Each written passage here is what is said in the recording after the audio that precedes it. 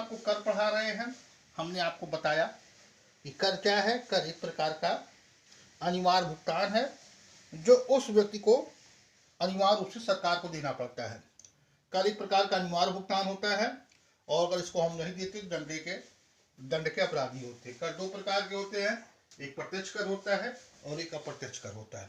प्रत्यक्ष कर क्या होते हैं? प्रत्यक्ष कर जिस व्यक्ति पर कर लगाया जाता है या जिस व्यक्ति पर कराघात और करापात होता है उसी व्यक्ति को कर देना होता है, उसको वो अन्य व्यक्ति पर स्थानांतरित नहीं कर सकता।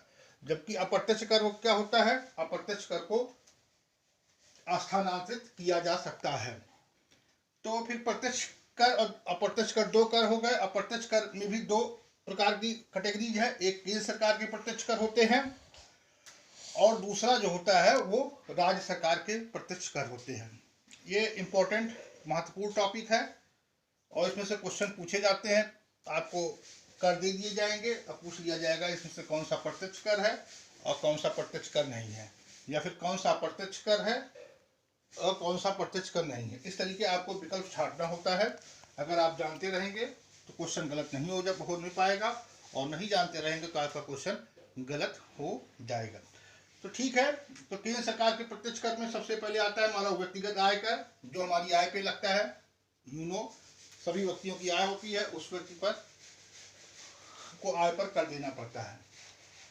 ठीक है, हर साल इसका स्लैब आता है, उस स्लैब को आपको बता दिया जाएगा। आप लोग कमेंट करके बताइए कि कितनी प्रति व्यक्ति कितनी वार्षिक आय तक जो है कर मुक्त आय मानी जाती है, इसको कमेंट में लिखिएगा। दूसरा है निगम कर, जिसे कहते कॉर्पोरेट टैक्स होता है, जो कंपनियों की आय होती है उस पर ये कर लगाया जाता है। उपहार कर, यदि किसी प्रकार का उपहार लेते हैं तो उस पर भी कर लगता है, केंद्र सरकार के प्रत्यक्ष कर के धारणे में आता है। आस्ति कर या स्टेट ड्यूटी ये भी है। फिर व्यय कर, ठीक है, इसमें केंद्र सरकार का प्रत्यक्ष कर है। ये संपत्ति कर, ये भी केंद्र सरकार का प्रत्यक्ष कर है। पूंजी लाभ कर, ये भी केंद्र सरकार का प्रत्यक्ष कर है। लाभांश कर, ये भी केंद्र सरकार का प्रत्यक्ष कर होता है। लाभांश क्या होते हैं? डिविडेंड, जो कंपनियां शेयर धारकों को डिविडेंड देती है उस पर भी कर देना होता है, वो प्रत्यक्ष कर के दायरे में आता है। ठीक है, इसी प्रकार अगर हम उपहार ले रहे हैं किसी से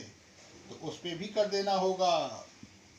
ठीक है, और आस्ति कर या स्टेट ड्यूटी, इस पे भी कर देना होता है। व्यय कर पे भी कर देना होता है, अगर हम व्यय कर रहे हैं किसी प्रकार का लंबे अमाउंट में तब भी कर देना होगा। पूंजी लाभ पर कर हमको देना होगा, यदि मान लिया कोई पूंजी है और उस पर आपको लाभ मिल रहा है तो भी कर के दायरे में आता है। जैसे कि आपके पास पूंजी है और आपने उसको रेंट पे उठा दिया तो उससे जो आय होगी वो भी किस में दायरे में आएगी? आय कर के दायरे में आएगी। कंपनियों द्वारा दिए जाने वाले डिविडेंड लाभांश पर भी केंद्र सरकार का प्रत्यक्ष कर है। ब्याज कर, ठीक है, जो हमको ब्याज मिलता है, बैंक वगैरह ब्याज देती है, वो भी केंद्र सरकार के प्रत्यक्ष कर के दायरे में आता है, कुछ को छोड़ करके। जैसे पीपीएफ से होने वाली आय जो है हमारी प्रत्यक्ष कर आय से मुक्त है, लेकिन हर ब्याज हमारी जो है वो प्रत्यक्ष कर से मुक्त नहीं है। प्रतिभूति व्यवहार कर, एसटीटी, ठीक है, एसटीटी भी देना पड़ता है। जो लोग शेयर में पैसा लगाते हैं, जब शेयर को बेचते हैं तो उस पर भी प्रत्यक्ष कर लगता है, देना पड़ता है।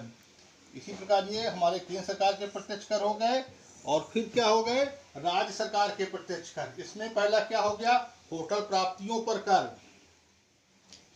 ठीक है, जो होटल की प्राप्तियों पर कर भी लगता है, ये राज्य सरकार का प्रत्यक्ष कर है। भू राजस्व पर कर, भू राजस्व, जो जिसके पास ज्यादा लैंड होती है उससे जो उस पर भी कर देना पड़ता है। फिर कृषि आय पर कर, कृषि से होने वाली आय भी राज्य सरकार के प्रत्यक्ष कर है। व्यवसाय कर, यदि आप व्यवसाय करते हैं और उससे आपको फायदा होता है तो वो राज्य सरकार का प्रत्यक्ष कर है। गैर शहरी अचल पर संपत्तियों पर कर, ठीक है, जो शहर में पर संपत्तियां नहीं, गांव में है अचल पर संपत्तियां। संपत्तियां दो प्रकार की होती हैं, एक चल पर संपत्ति और एक अचल संपत्ति।